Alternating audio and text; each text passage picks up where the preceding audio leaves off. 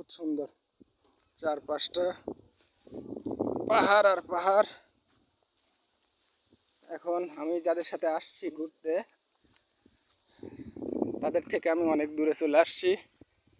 ওনারা ডাকাডাকি করতেছে, তো আমি এখন যাচ্ছি ওনাদের কাছে। দেখেন কীরকম পাহাড়, বিশাল বড় বড় পাহাড় চারপাশে।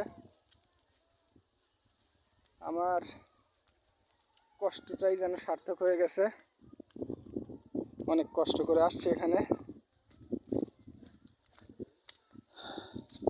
কষ্ট করে আসলেও আসলে এত সুন্দর একটা পরিবেশ, আমার এত ভালো লাগতেছে যে এখান থেকে যাইতে ইচ্ছা করতেছে না। দেখেন নীল আকাশ, সাদা মেঘ, কি সুন্দর একটা দৃশ্য। দেখেন